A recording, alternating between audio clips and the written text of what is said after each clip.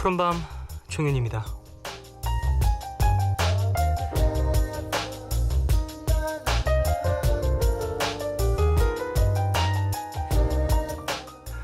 사슴벌레는요, 한번 뒤집어지면 좀처럼 스스로 일어나지 못한다고 하죠. 그래서 뒤집어진 채로 죽는 경우도 가끔 있다고 하는데요. 그런 일을 대비해서 사슴벌레를 키울 때는 상자에 꼭 나뭇가지를 넣어둬야 한대요. 그렇게 하면 사슴벌레가 아무리 뒤집어져도 나무에 의지해서 혼자 일어날 수 있으니까요.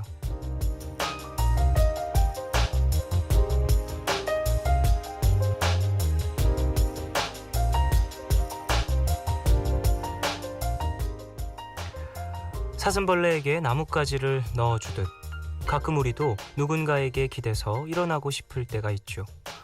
혼자 일어서기엔 너무 벅차고 힘이 들 때 누군가 어깨 빌려주면 참 좋을 텐데 딱 한 명 그 누군가를 만들기가 참 어렵습니다.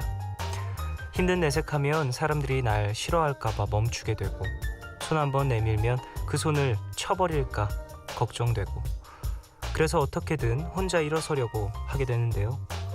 글쎄요, 다른 곳은 모르겠지만 적어도 여기서만큼은 좀 무너져도 될 것 같은데요. 7월 5일 오늘과 내일 사이 여기는 푸른밤입니다.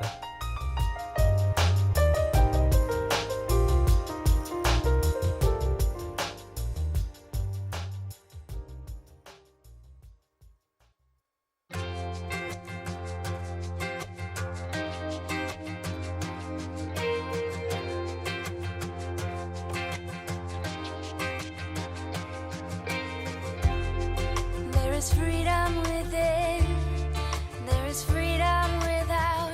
Try to catch the deluge in a paper cup. There's a battle ahead. Many battles. 7월 5일 일요일 첫 곡으로 들으신 곡은 Sixpence None the Richer의 Don't Dream It's Over 였습니다. 오프닝에 대한 이야기 해볼까요? 사슴벌레. 그렇군요. 뒤집어지면 혼자 못 일어나는군요. 가엾은 녀석. 근데 사실 그런 모습을 보면 물리적인 얘기가 아니라 우리들도 한번 쓰러졌을 때 혼자 못 일어나는 경우들이 있잖아요. 진짜 그럴 때 이런 나뭇가지 같은 항상 의지한다라기보다는 정말 힘든 일이 있을 때 의지할 어떤 장치가 있다면 진짜 마음 한켠이 좀 불안감 그런 거에서 해방될 수 있을 것 같다는 생각도 해보는데 저 같은 경우에는 그런 뭔가 장치 같은 것이 자신 있게 얘기할 만한 건 없는 것 같아요. 근데 사실은 일에 좀 기대어 사는 사람인 것 같아서 일이 아닐까. 근데 또 일이 끊어지는 순간, 일이 없어지는 순간 나에게는 그런 나뭇가지가 또 사라지는 것이니까 또 뒤집어져서 이렇게 말라가지 않을까라는 걱정도 종종 하는데 그러다 보니 있을 때 더 많이 하려고 하고 진짜 몸이나 마음이 좀 피로하고 힘들어도 거기서 힘을 얻고 또 매달리는 것 같다라는 생각도 합니다. 사람들마다 조금씩은 다르겠지만 그런 장치들 푸른밤으로 어느 정도 좀 찾아보시고 푸른밤이 당장 그 장치가 되지 않아도 되니까 그런 장치를 찾아볼 수 있는, 생각할 수 있는 그런 시간을 드릴 수 있는 좀 휴식처가 됐으면 좋겠네요. 자, 오늘 미드나잇 스포일러 함께하는 날이죠. 단언컨대 기자님들 중에서 가장 멋있고 스타일리시하고 또 키가 크고 그런 분이라고 생각을 합니다. 영화 전문 기자 신기주 기자님 오십니다. 어떤 영화 가져오셨을지 잠시 후에 함께 이야기 나누고요. 90s but goodies에서는 여러분의 90년대 신청곡을 기다리고 있어요. 짧은 건 50원, 긴 문자와 사진 첨부 문자 100원이 추가되는 샵 8000번으로 사연 보내주십시오. 무료인 미니 어플 카카오톡 메신저로도 참여 가능합니다. 푸른밤은 인터파크 투어, 정화예술대학교, 미래앤올리드, 부영주택, 다우닝산업, 광동제약, 직방, 윈가드, 생상, 애땅, 지제센토피아, 삼성디지털프라자, 메르세데스 벤츠코리아, 세정 웰메이드, 뉴트리라이트, 포르쉐, 겔포스, 로얄팰리스, 대신증권, 쉐보레, 롯데관광과 함께합니다.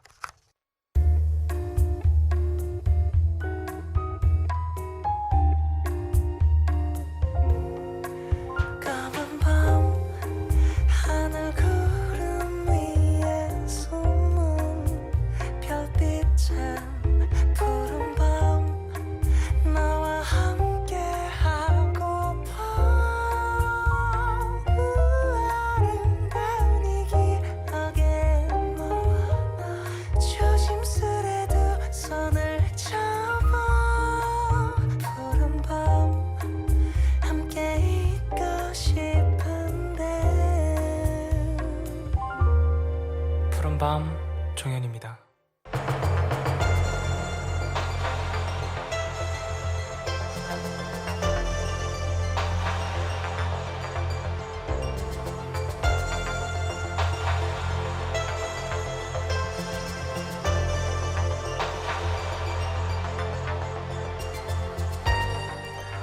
언제부터인가 우리는 영화 속에서 현실보다 더 독한 현실을 목격해왔죠. 그래서 때론 보기 힘들기도 하지만 마주 봐야 할 때가 있습니다. 미드나잇 스포일러, 오늘은요, 유괴라는 무서운 소재를 그리고 있지만 절대 잊어서는 안 될 실화 영화들로 함께 할게요.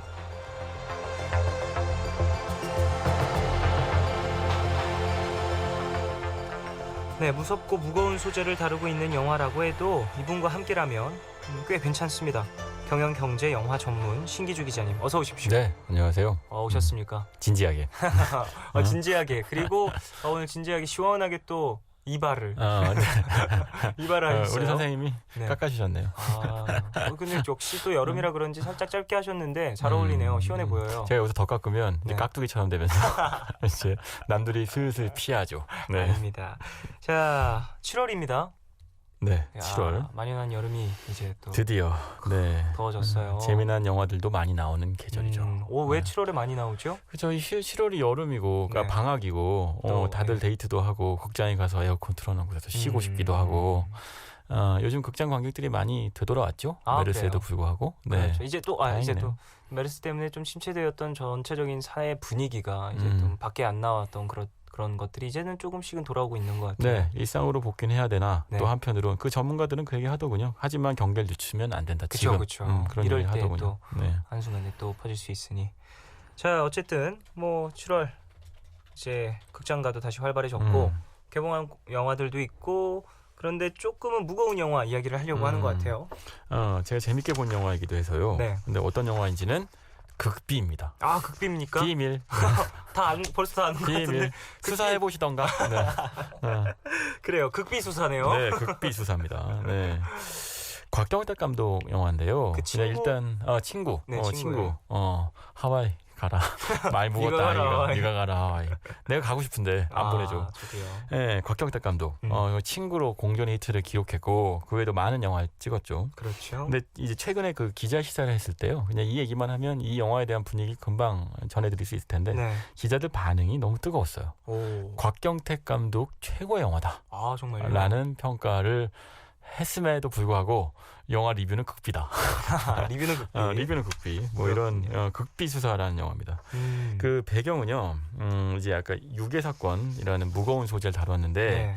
1978년도 벌써 한참 전 얘기죠. 78년도. 네, 78년도에 실제로 부산에서 발생했던 초등학생 유괴 사건이 있었습니다. 네. 78년도 9월 15일 날 초등학교 앞에서 유괴를 당했고요. 네. 유괴 당한 다음에 이제 한참 동안 이 소녀였는데 이 소녀를 찾아다니는 이 수사가 시작되죠.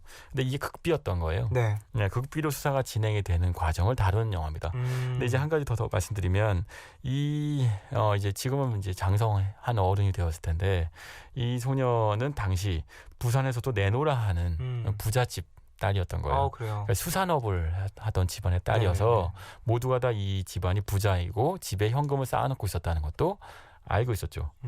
당시에 이제 현금 부자들은 이제 현금을 쌓아놓고 있었으니까. 네. 그러니까 이 부잣집 딸을 노린 그 유괴 사건이 한 번도 아니고 심지어 2번 일어납니다. 그 아이에게? 78년도 9월 15일 이후에 1년 뒤에 79년도 4월 14일 날 또 납치를 당해요.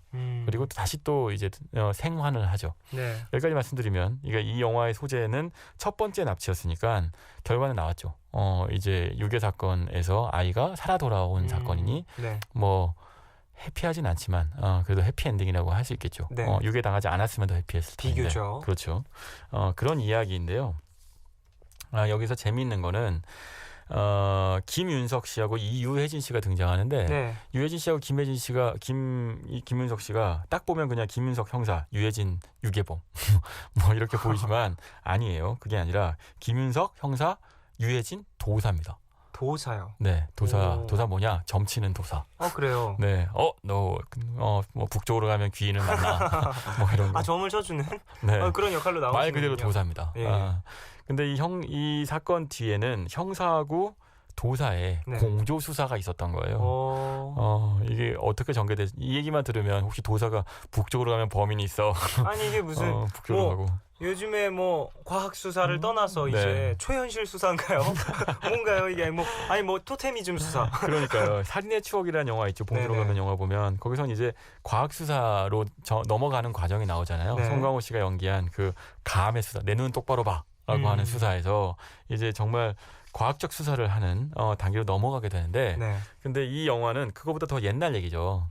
더 옛날에 78년도에 도사하고 형사가 같이 공존했던 시절을 이야기합니다. 네. 근데 사실은 도사의 말을 형사가 덮어놓고 따랐던 게 아니에요. 네. 그게 아니고요. 도사의 말을 믿지 않지만 형사가, 하지만 도사의 진심은 믿어요. 그 과정이 그려지는데 그 과정이 굉장히 뭉클해서 두 남자의 우정과 연대와 서로 이해해주는 과정, 그러니까 남자끼리 라는 어떤 그 정서를 곽경택 감독만큼 잘 보여주는 감독도 없는 것 같아요. 친구를 보면요. 예. 친구들 결국은 친구였는데 나중에는 서로의 등에 칼을 꽂는 어쩔 수 없이. 존재들, 남자들이 등장하잖아요. 네. 하지만 네가 가라 하와이를 했을 때 네가 가라 하와이라는 대사 안에 묻혀져 있는 내가 너를 죽이고 싶진 않으니까 살리고 싶으니 떠나가라고 얘기하는 장면이 있잖아요. 네. 그러니까 그 뉘앙스가 있죠. 곽경택 감독은 참 그런 감정을 잘 연출하는 것 같아요. 그 동성 간의 연대감, 우정 이런 것들을 좀 상당히 거칠게 네. 남성적으로 표현할 줄 아는 그런 그렇죠. 감독. 그래서 또 부산 배경인가요? 뭐 사실은 곽경택 감독한테 부산은요, 네. 본인의 고향이기도 하면서 이 곽경택 감독 본인이 의사 출신인 건 아시죠? 네. 의대 나오고 의사 출신이고 의대를 다니다가 이제 영화에 빠져서 좀 말리고 싶었는데. 하지만 차차차. 이게 의사 혹은 뭐 이렇게 좀 대단한 직업을 하시다가 또 그 영화를 찍으신 분들이 종종 있잖아요. 그렇죠. 우리 매드맥스 감독 기억나네요. 예, 네. 갑자기 기억이 말리고 나는데. 싶었는데. 하지만 어쨌든, 더 잘 됐으니까. 어쨌든 그래서 결국은 그 곽경택 감독이 그 부산이라고 하는 곳이 영화적 고향이자 네. 본인의 고향이자 많은 영감을 불어일으키는 공간이에요. 친구도 자신의 어린 시절 추억을 기본으로 했고요. 네. 근데 곽경택 감독이 영화를 만드는 방식은요, 그 굉장히 사실에 기반했어요. 기자처럼 취재를 열심히 하고요. 네. 사실에 기반해서 영화를 찍기 때문에 굉장히 그 현실감이 있죠. 그러니까 특히 이 영화의 경우에는 실제로 78년도에 정말 전국을 떠들썩하게 했던 사건. 네. 이랍니다. 저도 태어나 있을 때이지만 아직 철이 없어서 네네. 몰랐을 정확히는 때죠. 또 피부로 와닿는 그런 뭐 공포감이라든지 이런 걸 느끼실 수 없을 나이실 수도 있고요. 하지만 이때 이 사건, 당시 유괴 사건이 워낙 빈번했기 때문에 특히 이 사건은 정말 당시에 박정희 대통령까지 나서서 정말요? 개입했을 정도로 큰 사건이었는데요. 그 부산 지역 전체가 떠들썩했던 사건인 거죠. 네. 그러니까 그 사건을 영화로 만들고 싶어 했는데 단지 그 사건의 유괴 사건 자체만 집중하느냐? 아니에요. 이 영화가 되게 대단한 이 훌륭한 점은 유괴 사건이라고 하는 사건 자체에 집중하지 않습니다. 그러면 어떤 유괴는 하나의 소재이고 이 영화를 이끌어가는 하나의 동기죠. 제가 네. 가끔 왜 봉준호 감독 말씀 얘기하잖아요. 버스를 태우는 거. 네. 일단 버스를 태워요. 아니 어느 세상에 어느 누가 천하의 나쁜 놈이 아니고서야 초등학생 소녀가 납치당했다는데 유괴에서 그 소녀를 찾아지지 않기를 바라겠어요. 그 모두가 또 한 마음으로 한 뜻으로 소녀 찾자 버스에 타는 거죠. 네, 그리고 이제 도사가 나서갖고 저쪽으로 오라 뭐 이렇게 도를 닦으시는 거게 되는 것인데, 문제는 그러면서 자신이 하고 싶어하는 이야기로 우리 관객들을 끌고 가요. 그게 무엇이냐? 이게 실화인데요. 이 곽경택 감독이 친구 2편을 연출했었어요. 그렇죠. 2편 연출을 하면서 만났던 그 2편의 배경이 되었던 사건들의 그 담당 형사가 공길용이라는 형사입니다. 네. 여기서 이 김은석 씨가 연기한 형사인데 이 형사가 당시 78년도에 이 사건을 담당했었다는 사실을 알게 돼요. 근데 재밌는 건 실제로 이 사건을 담당해서 이 소녀를 생환시켰던 네. 영웅들은 따로 있었거든요. 언론에 그래요? 보도된 사람들은. 그러니까 이 담당 형사와 또 언론에 사람들에게 알려진 이름은 또 다른. 그렇죠. 그렇다. 이게 웬일일까? 무슨 일일까? 라고 생각해 봤더니 사실은 경찰 조직의 이제 공가로채기 그리고 사건 은폐하기, 이런 식의 어떤 당대의 온갖 비리가 네. 얼루되어 있었던 거예요. 그렇군요. 그러니까 유괴 사건보다도 그 유괴 사건, 그럼에도 불구하고 이 공길용 형사는 자신한테 굉장히 그러니까 경찰 조직이 불리한 상황을 만들어줌에도 불구하고 소신을 지키죠. 아이를 지키기 위해서. 그러니까 여기 이제 다 설명을 드리면 보통 그 유괴 사건 이후에 일주일 이상이 지나면 아이는 죽었다라고 보는 게 일반적이에요. 네. 그러니까 그게 이제 형사의 원칙이지만 부모 입장에서는 받아들이기 어렵겠죠. 그렇죠. 그런데 공기룡 형사는 그 수사 원칙을 무시하고 아이가 살아있다는 걸 믿고 수사를 계속하는 거예요. 네. 그런데 주변에 있는 이제 그 형사들은 아이가 죽었다고 생각하며 공개 수사로 수사를 돌리고 싶어하죠. 공개 수사로 돌아가는 순간부터 아이는 이미 죽었다고 봐야 할 정도로 위험한 상황이 되는 거예요. 그리고 좀 더 범인을 잡기는 수월해질 수 있죠. 그렇죠. 범인은 그러니까 범인의 대부분 이렇게 얘기하죠. 경찰한테 그 신고하면 아이는 죽인다. 큰일 난다라고 네. 얘기하겠죠. 그러니까 공개 수사를 한다는 얘기는 경찰한테 알렸다는 얘기고 그렇죠. 그 유괴 보면 더 이상 아이를 살려둘 이유가 없게 되고 심지어는 부모한테 연락을 할 이유도 없어지는 거예요. 그러니까 그만큼 그러니까 아이의 목숨이 중요하냐 아니면 범인을 잡는 거에 중요하냐인데 대부분의 이제 이 당대 이제 공길용을 둘러싼 형사들은 범인을 잡는 것에 방점을 두고 아이는 죽었다고 생각하죠.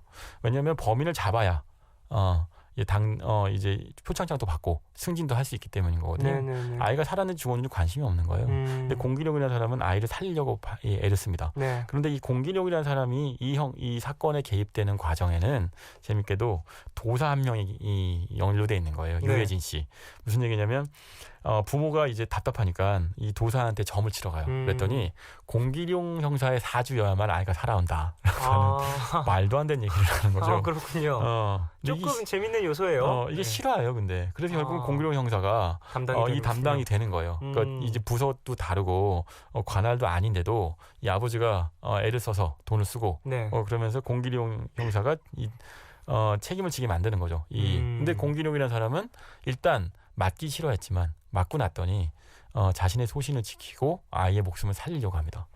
그 유해진 씨 도사도 마찬가지예요. 이게 사실은 점을 쳐갖고 아이가 어디 있는지를 알아내는 건 어려웠겠으나 네. 그러나 이 점점 하면 할수록 진심이 와닿는 거죠. 이 도사가 정말 아이를 살리고 싶어서 정말 밤새워 기도를 하고 있는 거 보면서 이 도사의 어떤 그 진심을 믿게 돼요. 네. 근데 이 도사도 이 공기룡 형사하고 비슷한 일을 당합니다. 어떤 일이냐면 당시에는 내노라하는 장안의 점쟁이들이 많이 있었어요. 지금도 네. 사실 있거든요. 그렇죠. 지금도 있지만 뭐 옛날처럼 뭐 스포츠지에 도사가 나와서 일면 인터뷰를 하는 시절은 아니었으나 당시에는 어떤 용한 도사라 그러면 정치인부터 정관계의 모든 사람들이 점을 치던 시절이었어요. 네. 지금도 풍수지리 보는 기업들은 많이 있거든요. 그렇죠. 그런데 이제 공기룡 유해진 씨가 연기한 도사의 스승이 있었는데 이 스승은 아이가 죽었어라고 점을 칩니다. 근데 나중에 알고 봤더니 사실 아이는 계속 살아있는 상태였던 네. 거잖아요. 그러니까 결국은 하지만 그때서야 이 스승은 마치 내가 그때 다시 점을 쳐봤더니 그랬더니 알고 봤더니 아이가 살아있었더라 라는 얘기를 하는 거죠. 그러면서 이제 모든 언론의 스포트라이트를 다 가로채가요. 진심은 유해진 씨가 그러니까 연기한 이 도사가 진심으로 김도사인데 이제 진심으로 아이를 찾았음에도 불구하고 그 공이 가로채어지죠. 그런 뭔가 대외적인 속세적인 어떤 스포트라이트라든지 관심 같은 것들은 직접적으로 고생한 사람들이 아닌 다른 사람들에게 넘어간 것도 또 이 영화에서 볼만한 그렇죠. 씁쓸한 점이겠네요. 그렇죠. 유괴 사건이라고 하는 그 버스에 태워요. 하지만 권격태 감독이 데리고 가고 싶었던 거는 그 뒤에 숨겨져 있는 어떤 두 남자의 우정과 서로 과학 수사와 심령수사라고 하는 말도 안 되는 서로 다른 세계에 있지만 서로의 진심만큼은 통했고 그리고 그 소신을 지켰고 그리고 하지만 소신을 지켰음에도 불구하고 세상 사람들이 그 진심과 노력을 알아주지 않았고 네. 그럼에도 불구하고 자기 길을 꿋꿋이 걸어갔고 이런 이야기를 보여주고 싶어 하는 거죠. 그러니까 유괴에서 아이가 살아 돌아오는 순간 아까 말씀드렸습니다만 78년도 9월 15일 날 납치가 됐었고 네. 심지어 두 번째 납치까지 당했다는 얘기는 첫 번째 납치에서 살아 돌아왔다는 얘기잖아요. 그렇죠. 모두가 다 알고 있는 이야기예요. 네네. 알고 있는 사건을 극화시킬 때 실화를 다룰 때는 이 실화를 다루는 감독 또는 연출자의 또 다른 시각이 들어가야 되는 거예요. 그래야만 실화 이상의 다큐멘터리나 뉴스 이상의 가치가 생기는 거거든요. 근데 곽경태 감독이 그 가치를 만들어내는 거예요. 우리한테 우리가 몰랐던 진실이 있었고 네네. 당시에는 영웅이 따로 있다고 다른 사람이었지만 진짜 영웅은 따로 있었고 심지어 이런 영웅이 묵묵하게 자리를 지킨 덕분에 지금 우리가 여기에 있구나라는 거를 구태여 억지로 설명하지 않아도 깨닫게 만들어줍니다. 좋은 영화네요. 그 단계까지 가면 뭉클하죠. 영화가 정말 120분짜리 정도 영화인데 100분 내내 유괴 사건 얘기를 하거든요. 네. 근데 그리고 나서 마지막 20분이 이 영화 리뷰의 대부분이 그 얘기를 해요. 마지막 20분이 정말 뭉클하고 감격스럽다고. 그렇군요. 자, 노래 한 곡 듣고 와서 이야기를 이어가겠습니다. 정기고의 아무도 모르게 듣고 올게요.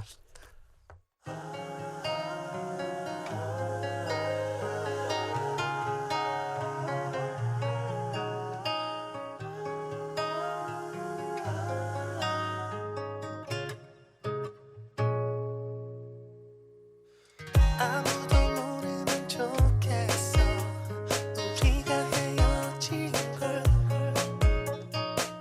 누가 알면 그땐 좀 NBC FM for you. 자, 노래 들으시고 광고까지 듣고 왔어요. 극비수사 영화에 대해서 신기주 기자님과 함께 이야기 나누고 있습니다. 이거 극비인데. 극비 얘기지만 다 얘기했어요.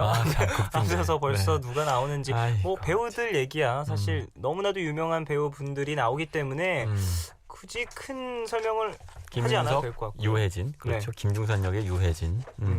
저 감독 얘기를 좀 더 해보고 싶어요. 곽혁 감독, 그래요, 맞아요. 물론 똑같이 유명한 감독님이시지만 어쨌든 곽경택, 억수탕이라는 영화로 데뷔를 했어요. 네. 근데 아버님이 목욕탕을 하셨어요. 그러니까 곽경택 감독은 시작부터 자기가 겪은 일들을 영화로 만듭니다. 아까 의대 출신이라고 말씀드렸잖아요. 네. 닥터 K, 역시 의사들 이야기예요. 그리고 친구, 자신의 어렸을 때 이야기고요. 챔피언이라는 영화도 만들죠. 그 유명한 그 김두구라고 네. 하는 챔피언 이야기인데 역시 이것도 실제 있었던 실화가 배경입니다. 똥개, 사랑 이런 영화도 있는데 이런 영화도 사실은 영화를 만들려고 취재하는 과정에서 알게 됐던 이른바 기자들끼리 이거 낙수라고 표현하는데 그러니까 취재하려던 거 이외에 다른 이야기 좀 듣는 거예요. 낙수? 괜찮네? 그럼 이거 적어놨다가 나중에 써먹는 거죠. 그렇게 해서 영화를 만들어 온 인물이에요. 그러니까 곽경택 감독은요. 우지카리만큼 태풍이라는 영화도 있었네요. 엄청난 블록버스터였죠. 네네네네. 근데 흥행 결과가 별로였죠. 그렇죠. 그러니까 그 다양한 엄청난 블록버스터부터 뭐 사랑이나 똥개 같은 작은 영화부터 챔피언 같은 실화 영화까지 지금으로 보면 이제 사실 그 영화 감독한테 가장 큰 그러니까 상차는 당신은 어떤 장르에 국한되지 않는다예요. 모든 장르의 영화를 다 만들 수 있구나. 마치 요리사라고 치면 당신은 한식도 하지만 뭐 스파게티도 하고 그리고 뭐 야참도 만들 수 있고 이렇구나라고 얘기하는 것이 가장 좋은 것일 수 있거든요. 그렇죠. 물론 가장 잘하는 영화가 있죠. 곽경택 감독은 모든 장르를 다 다뤄봤고 네. 이제 가장 어쩌면 영화 감독으로서 가장 여유롭고 말하자면 기량이 출중한 전성기에 도달한 것 같아요. 그러니까 곽경택 감독의 전성기가 친구였던 1차 전성기가 있었어요. 네. 그때부터 늘 모두가 다 친구만큼은 안 되네. 그런 비교를 계속해서 했던 그렇죠. 것 같아요. 너무 네. 괴롭죠, 사실은. 친구라는 영화 자체가 사실 1000만을 넘었던 영화였잖아요. 그렇죠. 지금이야 뭐 종종 나오긴 하지만 음. 그때 당시에는 1000만이 넘었던 영화는 거의 뭐 앞세대 1000만은 안 됐는데요. 1000만 안 됐어요? 1000만이 최초 영화는 아니었고 네. 그 희미도가 최초였죠. 예. 친구는 1000만을 버금갔어요. 왜냐하면 당시에는 이렇게 극장이 많지 않았거든요. 네네네. 그러니까 친구 이후에는 늘 친구 같은 영화를 만들어 달라거나 친구만큼 흥행을 해달라고 제작자와 투자자와 관객이 모두가 다 압박과 기대를 했었죠. 근데 이제 그 모든 걸 털어낸 것 같아요. 그리고 모든 장르를 다 겪고 성공과 실패까지 겪어서 이제 노련한 영화 감독이 된 거죠. 어떠한 뭔가 숫자라든지 이런 것들에 신경을 안 쓸 수가 없죠. 왜냐하면 이것들이 뭐 어쨌든 제작사라든지 뭐 본인이라든지 흥행을 하는 게 또 목표가 될 때도 있고. 그러니까 예를 들면 이 영화 극비수사가 저도 사실 너무 재밌게 봤고 좋게 봤는데 그 이유가 뭐냐면 이 영화가 흥행을 하는 방식은요. 네. 유괴 사건이라는 버스에 태운 다음에 열심히 달리는 거예요. 이 아이가 구해질지 안 구해질지 모르겠다. 네. 그러면서 굉장히 아이의 어떤 신상에 큰 일이 있었던 것처럼 표현하면서 굉장히 영화를 그 버스를 거칠게 모는 거죠. 관객들이 정신을 못 차리도록. 그런데 이 영화는 오히려 아주 느리게 가요. 그러면서 당시의 시대상, 당시의 사회상, 당시의 사람들의 생각들 또는 주인공들의 어떤 심리 이런 것들을 느리게 포착해냅니다. 그러니까 굉장히 위험한 선택이거든요. 네. 뭐야 유괴 사건 보러 왔는데 유괴 사건 얘기보다 뭐 도사하고 형사끼리 막 얘기하는 장면 막 나오고 도사가 뭐 점치고 있고 뭐 이러면 무슨 재미야라고 관객들이 도망갈 수 있어요. 네. 그런 위험에도 불구하고 영화를 이렇게 찍는 거예요. 그리고 후반부에 오히려 묵직하게 말하자면 자 모든 그 모두가 정류장에 도착해서 내리려고 했더니 여기가 아닌 거야. 더 갑니다. 더 올라가는 거예요. 그러니까 사실은 우리는 클라이막스의 진정한 클라이막스는 이게 절정인 줄 알았는데 옥타브가 더 올라가는 거잖아요. 그 순간에 모두가 다 소름이 끼치죠. 그렇죠. 이 영화의 끄트머리도 우리가 생각하지 못했던 곳으로 우리를 데려가는데요. 그게 제작자들한테는 또는 투자자들한테는 굉장히 위험하다고 느껴질 만해요. 왜냐하면 관객들 입장에서 보면 엉뚱한 영화를 보게 된다고 느껴질 수 있거든요. 생각했던 것과 다른. 그렇죠. 유괴 영화를 보러 왔더니 그게 아니라는 거예요. 갑자기 형사가 공을 가로채가는 형사들 앞에서 어쩔 수 없이 받아들여야 되는 순간들이 있고 도사도 그것 때문에 슬퍼하고 괴로워하고 뭐 이런 장면이 나오면 그러면 관객들이 보기엔 이거 무슨 영화길래 우리한테 이런 거 보여주지? 라는 생각을 할 수 있는데 곽혁대 감독은 고집스럽게 밀어붙입니다. 그래서 자신의 어떤 소신을 지키죠. 그러니까 이 영화 안에서 중요한 대사가 그러니까 단어가 소신이거든요. 네. 세상에 어떤 일들을 닥치고 내가 이 선택을 하기 어려운 순간이 와도 내가 믿는 소신을 지키겠다. 근데 이거야말로 사실은 지금 이 시대에 가장 사실 옛날 얘기가 같이 느껴지는 일이죠. 소신을 지키는 사람이 요즘 어디 있어요?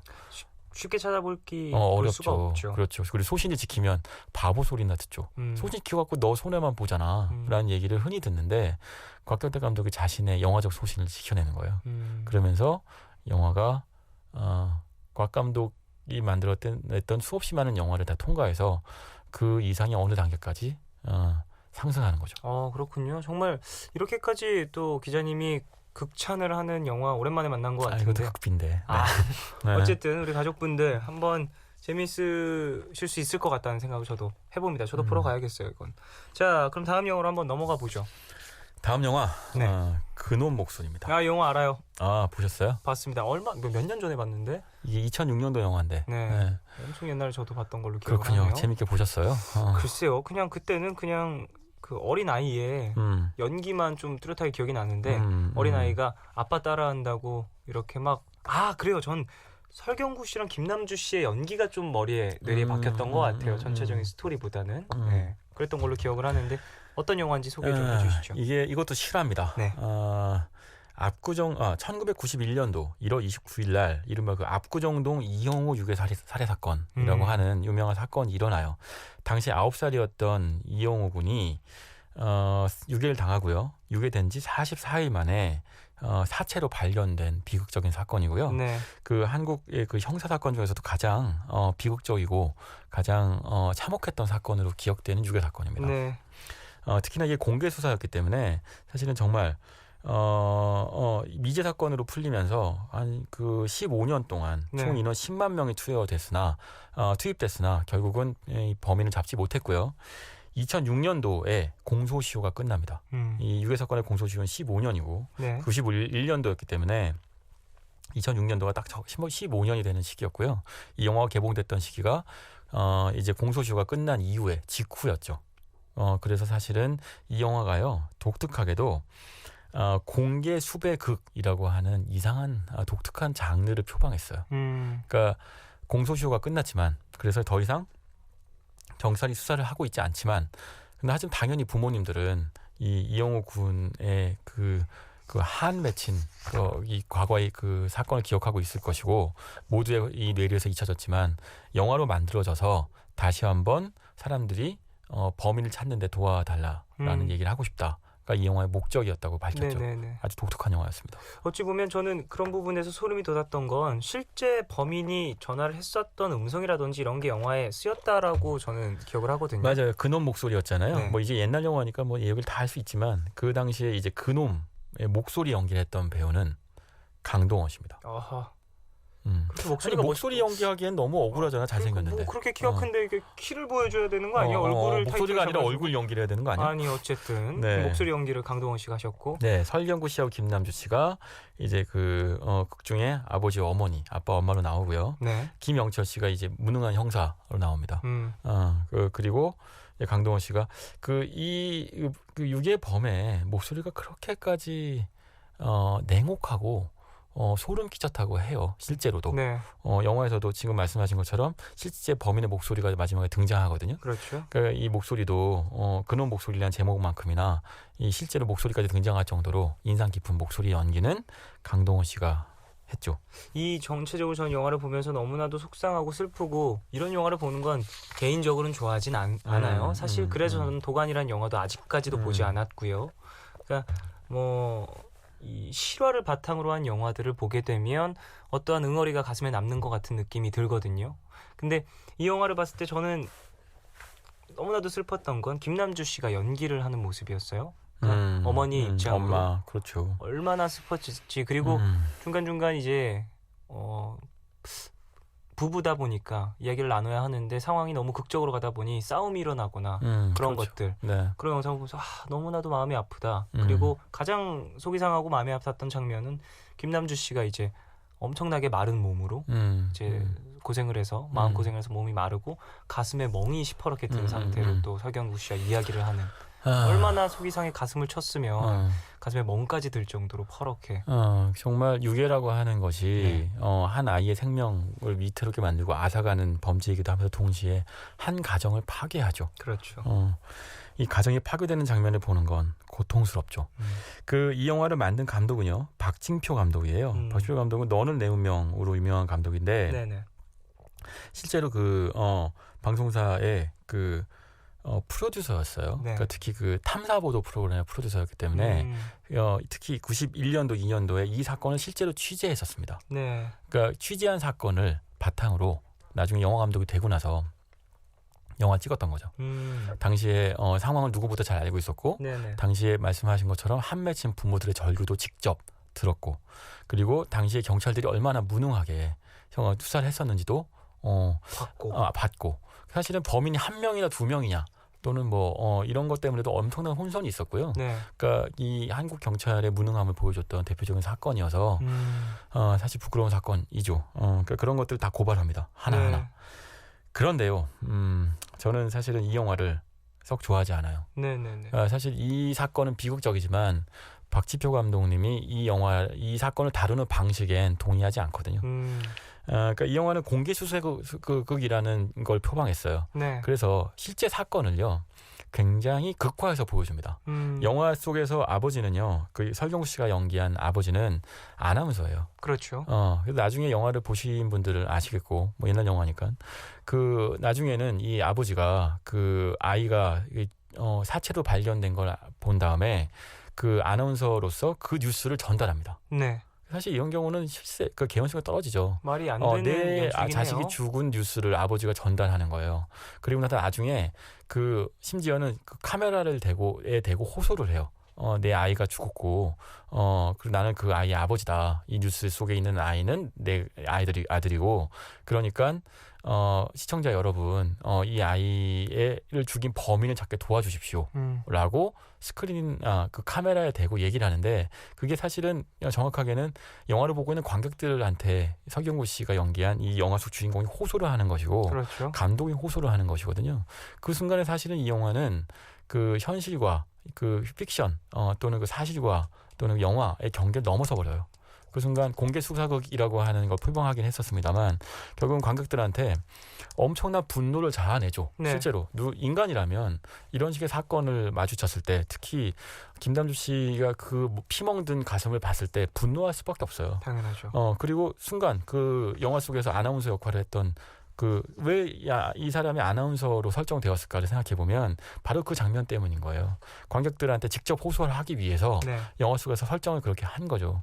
그러면서 관객들이 그 순간을 보는 순간 모두가 분노하고 눈물을 흘리며 영화 극장을 나오는 순간에도 그 분노를 이기지 못해서 정말 범인이 누군지 잡히기만 해봐라 라는 생각을 하게 만들죠. 네. 그런 목적이었다면 그 목적은 달성된 겁니다. 하지만 영화라고 하는 건 실화를 넘어서야 하거든요. 네. 실화보다 더 분노 증폭시키기보다 실화를 어떤 식으로든 소화해야 돼요. 그래서 그걸 이제 예술적 승화라고 표현하기도 하는데요. 어쨌든 우리가 그 분노를 이해하고 인식하고 또는 그 분노를 뭐 때로는 사귈 수도 있고 네. 때로는 그 분노에 동참하기도 하지만 그러나 그 분노를 넘어서는 어떤 현실을 납득할 수 있도록 이끌어 주는 게 그게 영화인 거죠. 그게 아니라면 사실은 뉴스이거나 다큐멘터리거나 아니면 고발 프로그램에 해당되는 것이지 그렇죠. 상업 영화, 그러니까 이른바 영화라고 하는 예술 장르에서는 그 이상을 넘길 기대했는데 넘지 않죠. 넘지 않는 게 목적이었기 때문에 박치표 감독님은 그 목적을 달성합니다만 그러나 실화 영화라고 하는 선 안에서 글쎄요 저는 이 영화에 높은 점수를 주기가 어려웠어요. 어찌 보면 전체적인 연출이나 이런 것들 공개 수사극이라고 표방을 했다면 좀 더 리얼리티나 뭐 이런 것들을 살렸더라면 네, 뭐 부모의 직업이라는 이런 것들이 바뀐 상황인 거죠. 그렇죠. 그리고 이런 것들을 바뀌어서 어떠한 사실이 아닌 거잖아요. 그런 식으로 분노를 자극했다라는 거. 그렇죠. 그랬다라면 공개 수사극이라고 표방을 하지 말았어야 했을 것 같다는 생각도 그렇죠. 저는 근데 들고요. 사실은 저는 박지표 감독님의 어떤 진심도 이해가 되기도 해요. 그렇죠. 왜냐하면 이해가 되죠. 그 당시에 이제 이거를 취재했었던 현장 기자로서 그 분노를 가까이에서 받고 그 진심을 갖고 영화 찍어서 사람들한테 그 분노를 자아내고 결국은 이제 공소시효가 지난 사건을 되살리고 싶었다라고 하는 동기와 의도는 이해합니다만 그렇지만 냉정하게 영화적으로 높이 평가하기는 어렵다는 거죠. 그걸 사실 극비수사하고 비교해 보면 금방 이해할 수 있을 거예요. 네네. 극비수사의 경우에는 실화 사건을 소재로 했지만 실화 사건을 넘어서는 실화 이상의 어떤 영화적인 그 목적을 달성하죠. 네. 그러니까 당시에도 물론 그 극비수사의 사건은 해피엔딩이죠. 네. 그러니까 아이를 찾기에 성공했어요. 하지만 실제로 그 실화 속 주인공은 수십 년 동안 억울하게 네. 내가 이 사건을 해결한 사람이라는 얘기를 하지 못한 채로 살았어요. 그러니까 그 분노만 표출해내는 걸로 끝났으면 그러면 극비수사도 그냥 그 분노의 어떤 응어리짐을 영화로 그냥 외치는 걸로 끝나버린 영화죠. 하지만 그게 아니라 그 안에서 곽경태 감독은 자기 스스로 그걸 소화해내거든요. 네. 그리고 우리가 그 소화해내는 과정을 받아들이면서 인생의 어떤 페이소스나 또는 인생의 어떤 의미를 깨닫게 만들어줍니다. 그게 우리가 영화관에서 영화를 보는 이유거든요. 요즘 실화 영화를 실화를 소재로 한 영화들이 많이 있는데요. 그렇죠. 실화 영화에서 가장 착각하는 게 실화를 있는 그대로 다루기만 하거나 또는 실화에 있는 감정을 과장되게 보여주어서 관객들을 분노하거나 또는 슬퍼하게 만드는 경우들이 있어요. 있죠. 물론 그것도 하나의 흥행의 코드이고 방법이기도 합니다. 하지만 절대로 좋은 영화는 아니에요. 그 이상의 실화 이상의 것에서 보여줄 때 그 영화는 높은 평가를 받게 되죠. 우리가 실화에서 깨닫지 못했던 어떤 것들을 보여줄 때 그때만이 우리가 영화를 봤고 예술 작품을 봤다는 생각을 하지만 네. 실화에서 끝나면 그건 예술이 아니죠. 정말 각 장르에 중요한 점이 있겠죠. 다큐멘터리라든지 영화라든지 이런 것들의 차이점이 확실히 필요한 부분이 아닐까 싶은데 재해석이 확실히 필요하다라는 이야기이신 거죠? 맞아요. 예, 그 재해석을 기대하고 영화관에 갔다가 그냥 감정의 도가니에 빠져서 분노하고 슬프고 괴로워하고 외치다가 나와요. 극장 밖에 나와서 그 감정을 억누르지 못하고 막 나쁘지 않아? 막 얘기합니다. 네. 그게 과연 우리가 영화를 만들고 영화라는 장르를 발전시킨 목적일까요? 그건 선동에 해당되겠죠. 맞는 이야기인 것 같습니다. 그리고 또 여러 가지 영화 내에서 연출 자체도 상당히 극적이거든요. 저는 지금 생각나는 게 그놈 목소리에선 아이가 아빠 따라한다고 이렇게 앵커처럼 얘기하는 앞부분에 나와요. 네. 앞부분에 막 나오고 그리고 엄마가 아이에게 좀 다이어트를 강요하기 위해서 먹고 싶은 거 못 먹게 하고 그렇죠. 뭐 이런 것들이 나오는데 이런 것들이 어찌 보면 이후에 나올 장면들을 그러게 맞아요. 일부러 네. 극대화시키고 네. 슬픔을 더 그리고 보는 사람이로 하여금 분노를 킬 수밖에 없도록 선동하는 부분일 수도 있을 것 맞아요. 같다라는 생각이 네. 지금 드네요. 그런 목소리의 진심을 저는 잘 알겠는데요. 네. 하지만 사실은 글쎄요. 영화는 좀 달랐으면 좋겠다는 게 저의 작은 바람이에요. 모두가 이해하죠. 얼마나 슬프고 분노하고 저희도 당연히 화가 나지만 어떠한 방법적인 부분이라든지 예술적 표현이라든지 이런 것들이 조금 더 달랐으면 하는 어떤 개인적인 바람일 수 있겠다고 생각합니다. 작은 바람이 있습니다. 그래요. 네. 자, 오늘 두 영화에 대해서 이야기를 좀 해봤는데요. 같은 장르, 같은 소재로 좀 다른 이야기를 하는 두 영화였어요. 감독님들의 생각들이나 이런 것들도 조금 엿볼 수 있었던 이야기들 해봤는데 어떠셨는지 기자님은? 저는 국비수사가요. 네. 지금 요즘 한국 영화계에 많은 시사점을 주고 있다고 생각해요. 그러니까 소신을 지키는 것. 네. 근데 그 소신이 도사의 소신일 수도 있고 형사의 소신일 수도 있고 예술가로서의 소신일 수도 있죠.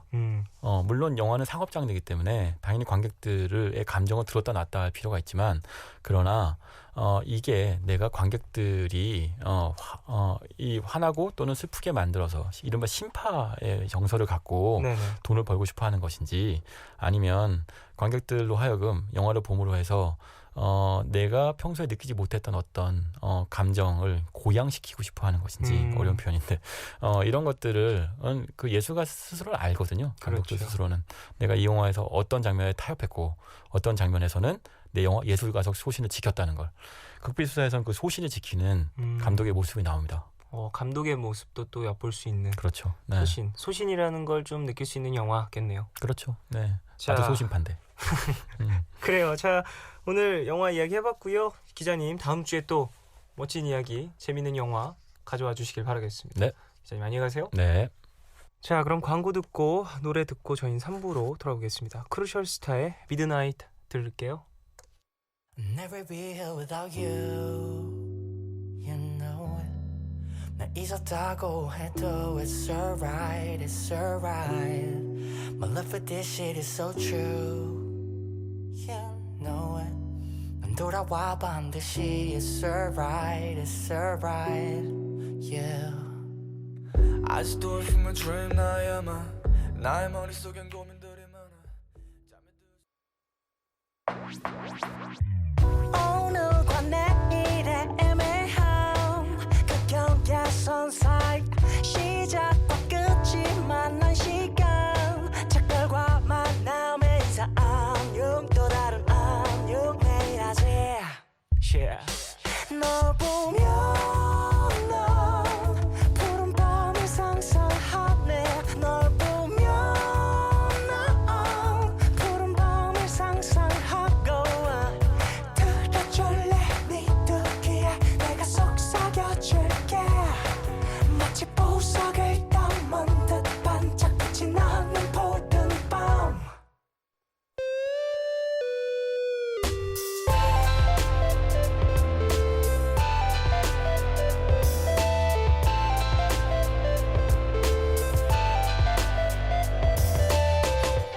푸른 밤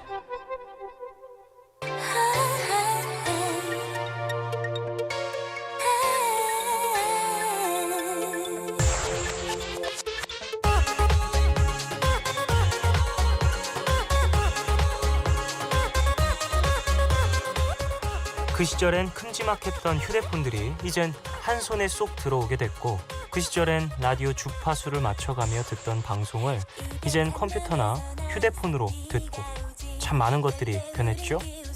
그래도요 그 시절에 좋아했던 노래는 지금도 여전히 변함없이 좋죠. 90년대의 노래들과 함께합니다. 90s but goodies.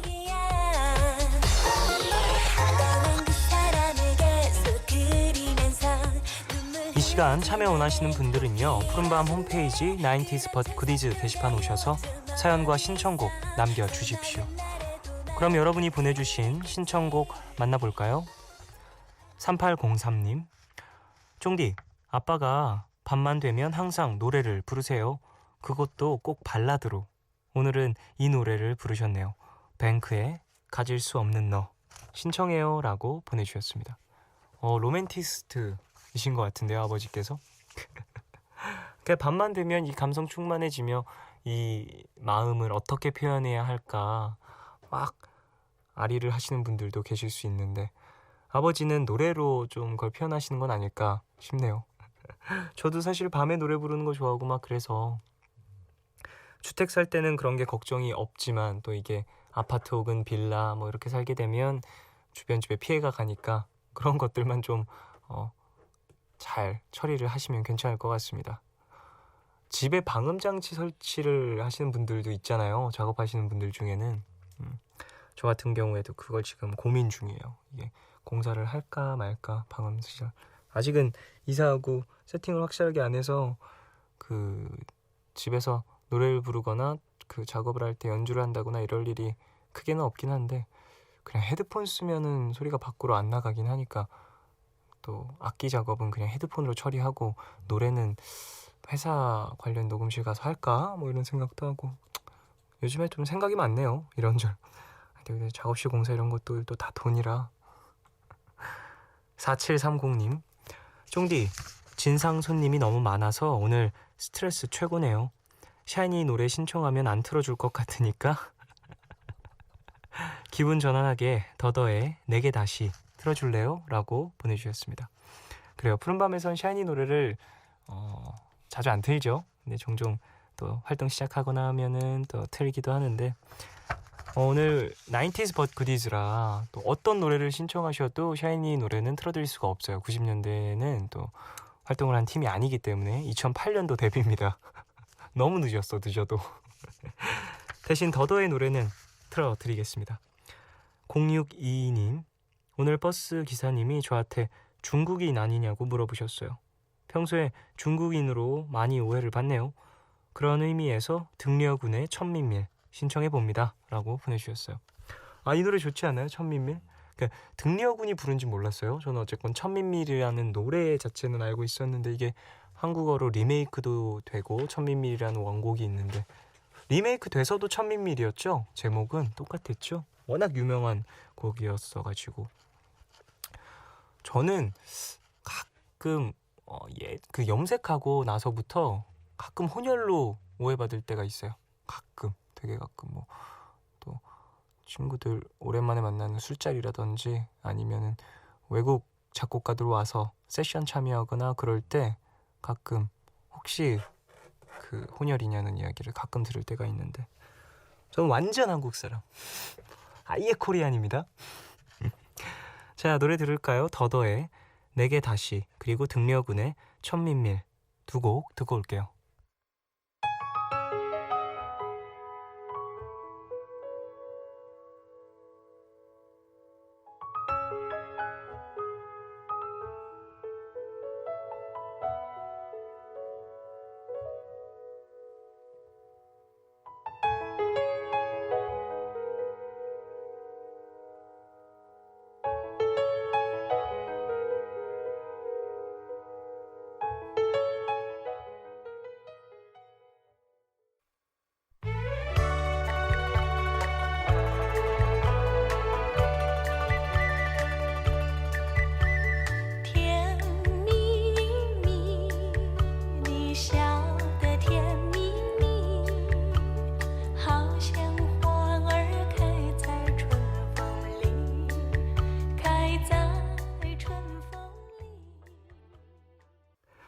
더더의 내게 다시 그리고 등려군의 천민밀 두 곡 듣고 오셨습니다.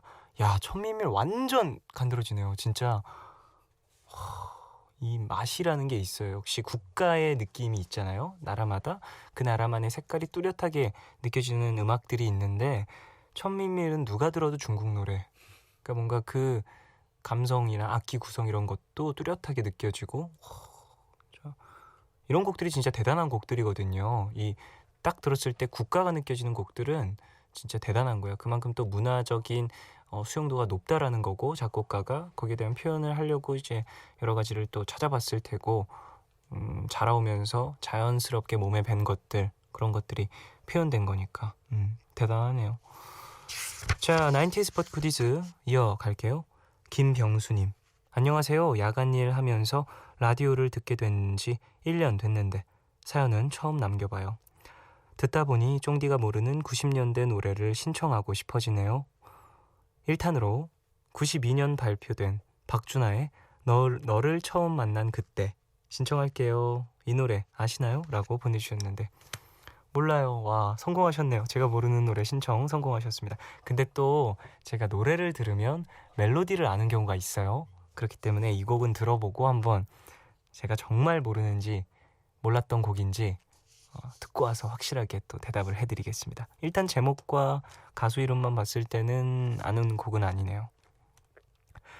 0886님, 조성모의 You and I 버전, 패스트 버전 신청합니다. 조성모 하면 떠오르는 매실 음료 광고의 배경음악이었는데 정말 좋아했던 곡이었어요. 좋은 노래가 많아서 조성모 CD를 사서 CD가 튈 때까지 노래를 들은 기억이 있네요. 라고 보내주셨습니다. 그러니까 CD가 좀 흠이 나서 이제는 제대로 플레이가 되지 않을 정도로 많이 들었다라는 사연이네요. 매실 성모 그 널 깨물어주고 싶어 이 광고 카피 때문에 상당히 많은 관심과 엄청난 역사를 남기셨죠. 그리고 얼마 전에도 이 관련 CF 찍으신 걸로 기억을 하는데 이게 또 이 대중과 함께 시간을 보내는 연예인은 왕성한 활동을 오래 할수록 또 이런 재밌는 추억거리들이 있는 것 같아요. 나중 되면 또 저 같은 경우에도 계속해서 왕성하게 활동을 하게 된다면 이런 재밌는 여러 가지들을 만들 수 있지 않을까 싶어요. 얼마 전에 또 SNL 코리아 나가서 재밌는 것들 많이 했죠. 강은영님, 하수빈의 노노노노노 듣고 싶네요. 긴 생머리 한쪽으로 기울인 머리, 청순해 보여 따라하다가 5분 전 하수빈이라는 별명도 얻었었죠. 수빈 언니 보고 싶어요 라고 보내주셨습니다. 이 노래가 그 노래인가요? 노노노노노 이 부분밖에 모르겠다.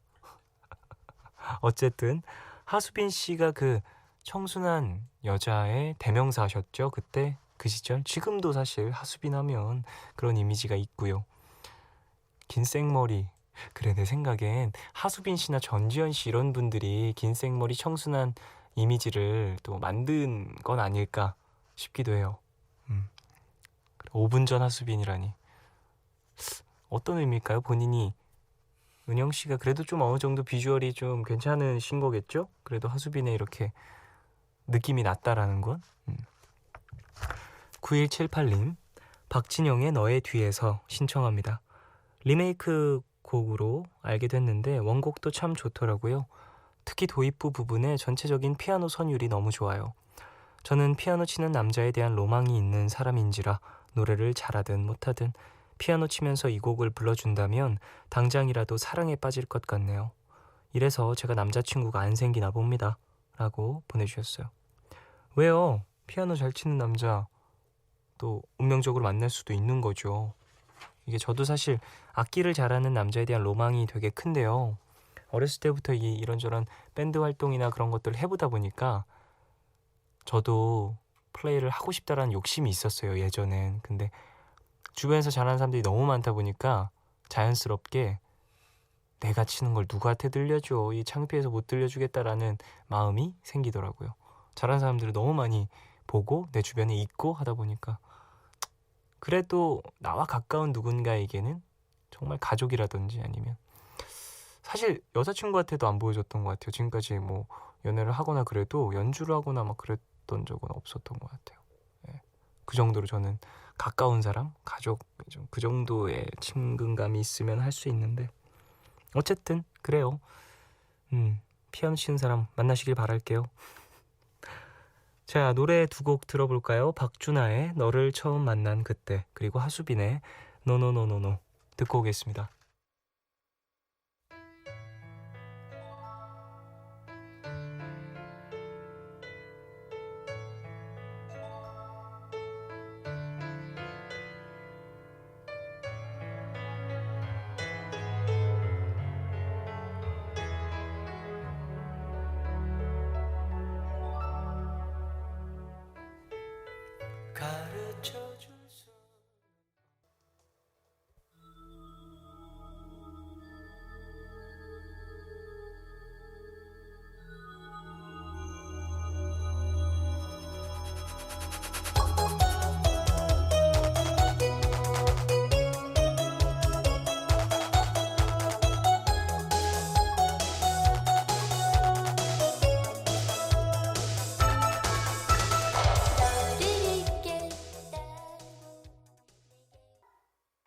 박준하의 너를 처음 만난 그때, 그리고 하수빈의 노노노노노 두 곡 듣고 오셨습니다.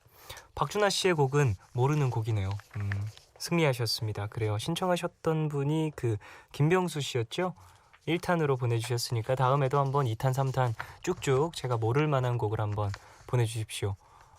근데 그 중에 또 아는 곡이 있으면 이 박준하 씨의 곡이 92년도 곡이에요. 제가 3살 때 발매가 된 곡이어서 모를 수도 있죠. 한 곡 알아가네요. 자, 90s but goodies 계속해서 이어가겠습니다. 성민정님, 어릴 때 엄마와 함께 노래방을 가면 엄마가 항상 부르시는 곡이 두 곡 있었습니다. 분홍 립스틱, 그리고 박지훈 언니의 하늘색 꿈. 곱고 가녀린 목소리로 부르시는데 어찌나 예뻐 보이던지 하얗고 가녀린 젊은 시절 엄마의 모습과 너무 잘 어울려 속으로 우리 엄마 정말 예쁘다, 우리 엄마처럼 예뻐져야지 하고 생각했던 기억이 나네요. 하늘색 꿈 들려주세요. 엄마 보고 싶다 라고 보내주셨어요. 그래요, 이 곡 꼭 틀어드리겠습니다. 저도 개인적으로 참 좋아하는 곡이기도 하고요. 오랜만에 듣고 싶네요. 그 어렸을 때는 참 엄마와 가족과 친하게 여기저기 잘 다녔는데 나이 들고 나면 이게 사는 게 바빠서 시간이 없어서라는 핑계로 좀 가족과 멀리 지내게 되는 것 같아요. 생각나신 김에 어머님께 보고 싶다고 문자나 전화 한번 남겨보시는 것도 좋을 것 같습니다.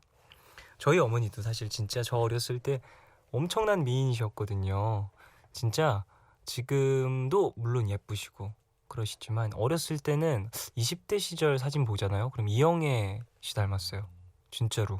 그래서 어렸을 때 사진 보면서 야, 진짜 우리 아빠 나빴다. 이렇게 젊은 사람을 와 21살에 와, 진짜 21살에 이런 미인을 데려가고 와, 진짜 우리 아빠 진짜 완전 도둑 녀석이네. 이러면서 막 그랬었던 기억이 나는데 그래요.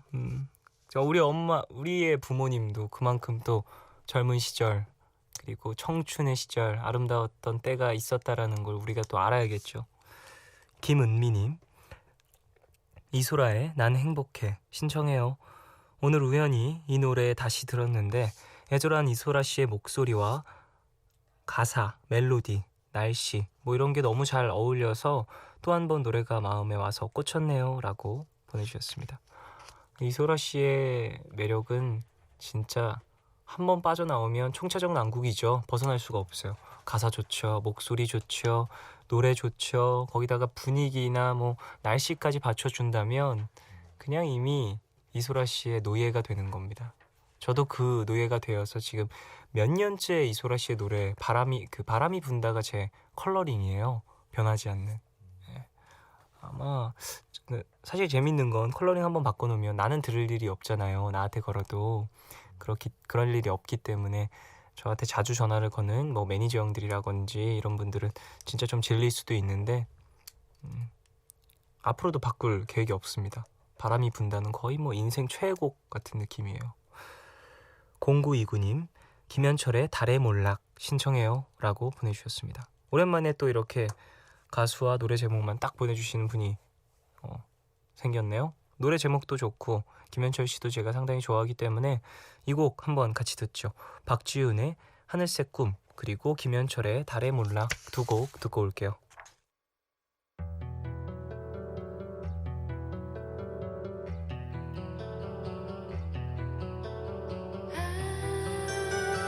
아침 햇살을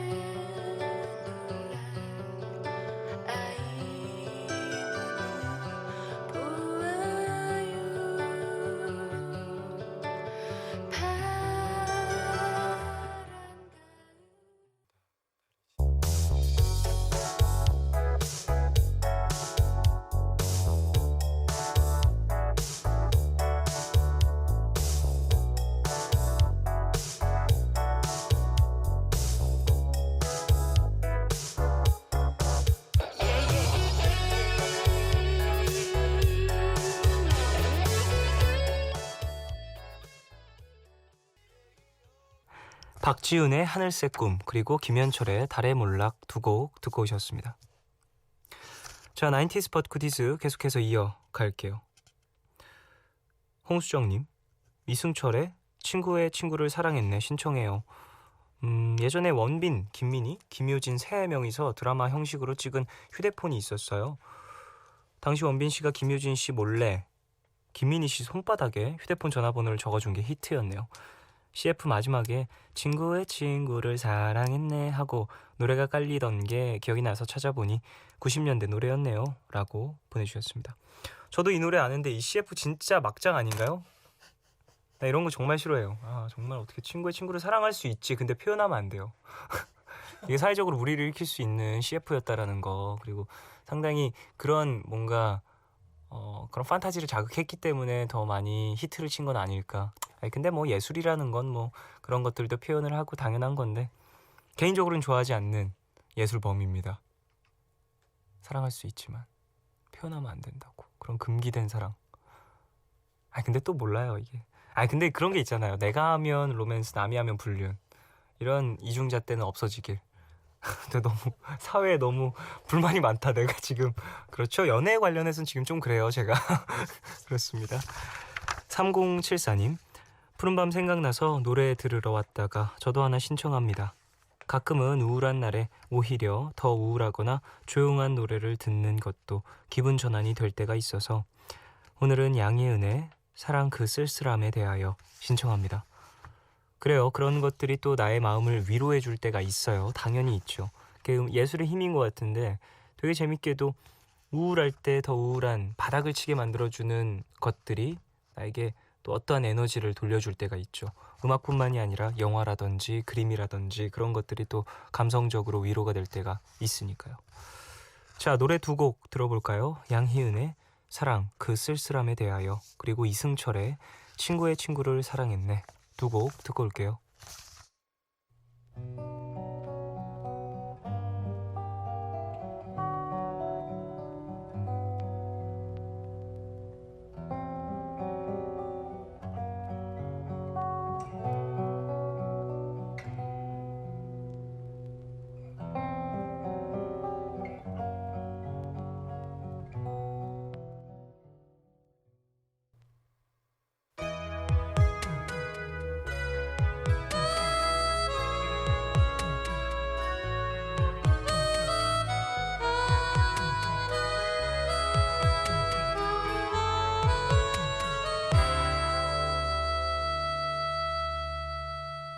눈 오는 날이던가.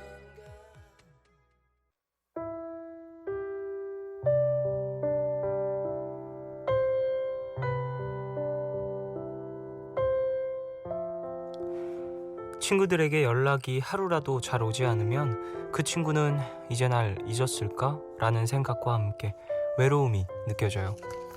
나만 이렇게 연락 없는 그룹 채팅방을 갖고 있는 것인지, 그리고 다른 친구들은 얼마나 몇 명이나 연락을 하고 있을까 하며 열등감을 느끼고, 그런 제가 너무 싫네요.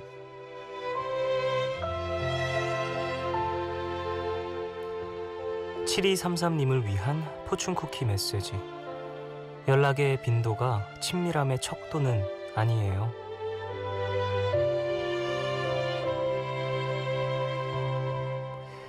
휴대폰이 개인에게 미치는 영향 정말 크다고 생각을 합니다. 매 순간 무언가를 확인해야 한다는 의무감, 구속감 뭐 이런 것들을 준 것 같거든요. 지금 휴대폰에 너무 매여 있는 건 아닌가 하는 생각이 드네요. 휴대폰 안의 일들이 우리가 사는 세상의 전부는 아니잖아요. 자발적으로 휴대폰 없이 생활해보는 시간 늘려보시길 바랍니다. 처음에 어렵겠지만요, 지금처럼 어떤 구속감이나 우울함 없이 자유로운 다른 세계의 경험 느끼실 수 있을 겁니다. 자, 오늘 끝곡 백스트리트 보이즈의 스페니쉬 아이즈 들려드리겠습니다. 지금까지 푸른밤 종현이었습니다. 내일도 쉬러 와요.